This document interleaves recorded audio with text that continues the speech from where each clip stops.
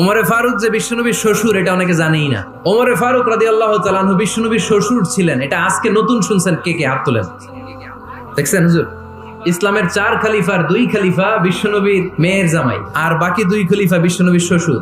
সাইয়েদনা আলী রাদিয়াল্লাহু তাআলা আনহু, সাইয়েদনা উসমান যুন-নূরাইন বিশ্বনবীর মেয়ের জামাই।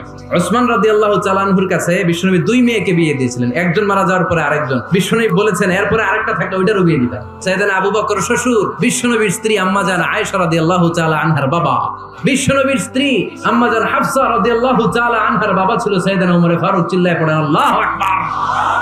জান্নাতে যত নারীরা যাবে, নারীদের সর্দারিনী হবে সাইয়্যিদাতুনা ফাতেমা রাদিয়াল্লাহু তাআলা আনহা। এই ফরিদপুরের যত ইয়াং স্টারেরা তোমরা যারা জান্নাতে যাবে, তোমাদের লিডার হবে সাইয়েদনা হাসান আর হুসাইন রাদিয়াল্লাহু তাআলা আনহুমা। আর বয়স্ক মুরব্বীরা যারা জান্নাতে ঢুকবেন, আপনাদের লিডার হবে সাইয়েদনা আবু বকর আর সাইয়েদনা ওমর ফারুক রাদিয়াল্লাহু তাআলা আনহু। ওমরে ফারুক সাধারণ কোন ক্যারেক্টারিস্টিক্স নয়, ওনাকে আল্লাহ তাআলা নলেজও দিয়েছেন, আবার দিনদারিও দিয়েছেন। আমার দিনী ভাইয়েরা খেয়াল রাখবেন, কোন আলেমের মধ্যে বা কোন নেতার মধ্যে যদি এই দুইটার সমন্বয় আপনি পান, যে তার জ্ঞানও আছে আবার দিনদারিও আছে, সে গোটা বিশ্বকে জয় করে ফেলবে। বিশ্বনবী সাহাবীদের সামনে একটা স্বপ্নের কথা বলছেন। বিশ্বনবী বললেন, আমি স্বপ্নে দেখলাম আমার আঙ্গুলের ফাঁকা থেকে দুধ বের হচ্ছে, আমি তৃপ্তি সহকারে দুধ খেলাম। খাওয়ার পরে দেখলাম আঙ্গুলের মধ্যে একটু দুধ লেগে আছে। আমার আঙ্গুলে অতিরিক্ত লেগে থাকা দুধটা আমি ওমরে ফারুকের মুখের মধ্যে লাগিয়ে দিলাম। সাহাবারা বললেন, ইয়া রাসূলুল্লাহ, এই স্বপ্নের আপনি কি ব্যাখ্যা করলেন? আমরা তো বুঝলাম না। বিশ্বনবী বললেন, আমি এই দুধ দিয়ে জ্ঞানের ব্যাখ্যা করেছি, কারণ ওমরকে আল্লাহ যেই জ্ঞান দিয়েছে গোটা বিশ্বের কাউকে এত জ্ঞান দেয় না।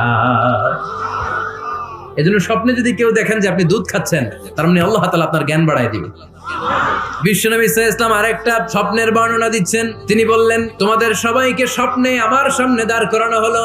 আমি দেখলাম তোমাদের কারো জুব্বা নাভি পর্যন্ত, কারো জুব্বা হাঁটু পর্যন্ত, কারো জুব্বা টাকনু পর্যন্ত। ওমরে ফারুককে যখন স্বপ্নে আমার সামনে দাঁড় করিয়ে দেয়া হলো, আমি দেখলাম ওমরের জুব্বা এত লম্বা, ওমর টেনে হিচড়ে তার জুব্বা নিয়ে সামনে হেঁটে যাচ্ছে।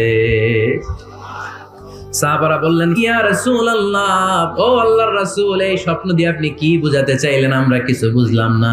বিশ্বনবী বললেন, আউয়ালতু বিহি আদ-দীন, আমি এই হাদিসের দ্বারা দ্বীনের ব্যাখ্যা করলাম। যার জামা যত লম্বা তার দ্বীনদারি তত বেশি।